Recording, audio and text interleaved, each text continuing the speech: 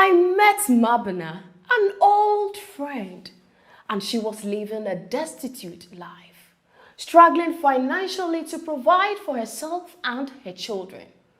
What to eat was a problem, not to talk about where to lay their heads. I engaged her in a conversation. She sighed and responded, 10 years of my life with him, 10 years of being a supportive wife, 10 years of being a mother. Here I am today on the street with nothing to show. The hope for tomorrow for me and my children, I do not know.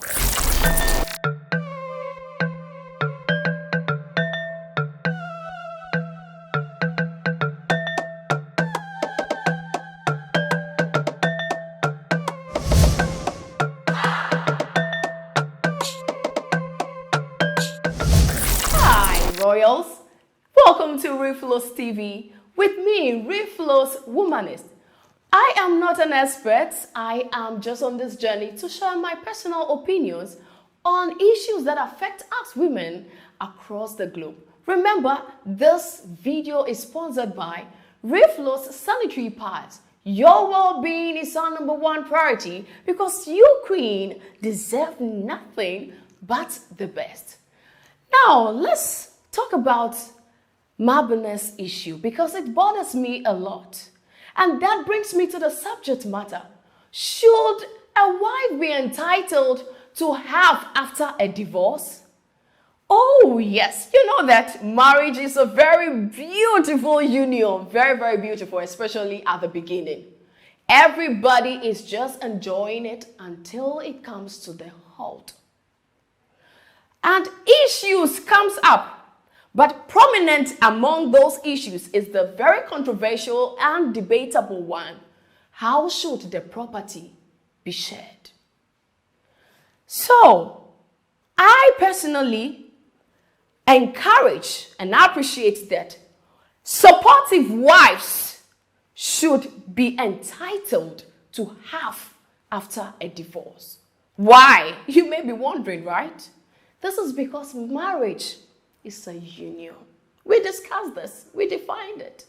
Union between two people, two families, two communities because of the cultural centered of it.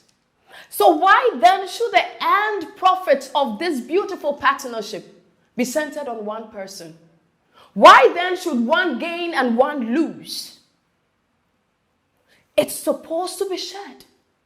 And it brings to the point where in certain aspects and in certain communities like Kenya, there is this slogan that says that if you get out, you lose everything.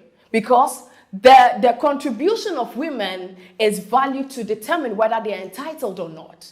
So this brings to my second point. The economic value of unpaid work by women. Oh, no, I've been asking this question. If you are a bachelor, and you are working at the same time, you pay for laundry. Somebody does the laundry for you, isn't it? You pay for a gate man or a gate boy. You pay for a cook.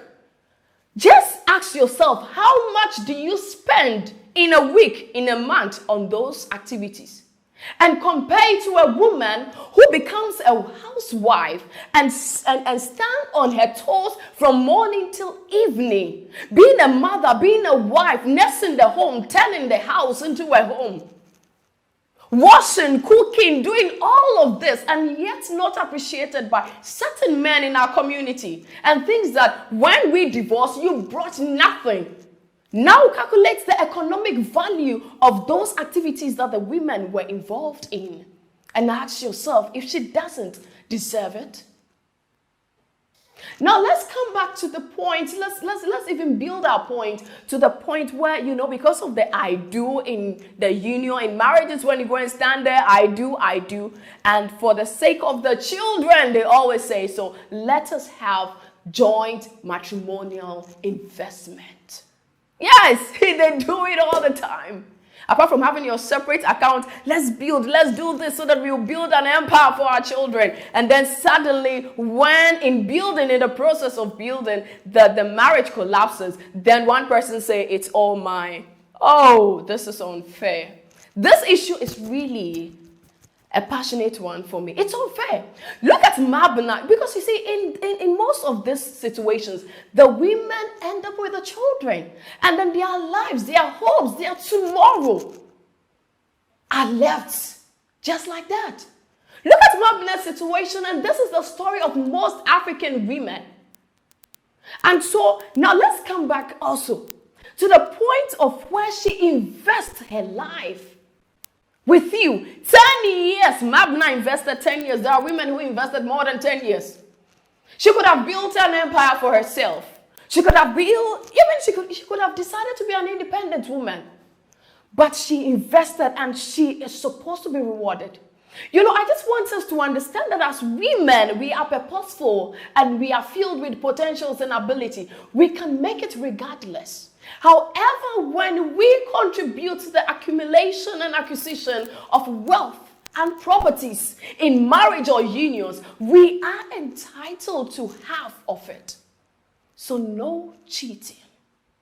And this is where I end my today's discussion. If you loved it, remember to click the like button, and if you've not joined the family, please subscribe by clicking the red button. And I want to know what is happening in your communities, what has been an experience for you or someone close to you. So let's keep the typing going on. Share your comment with me. Remember, this video was brought to you by REFLO'S TV and REFLO'S Sanitary Pads, the best pad in the market for you, my royal queens. And I will always until I come your way next week, Monday. It's the Ubuntu movement. I am, because we are.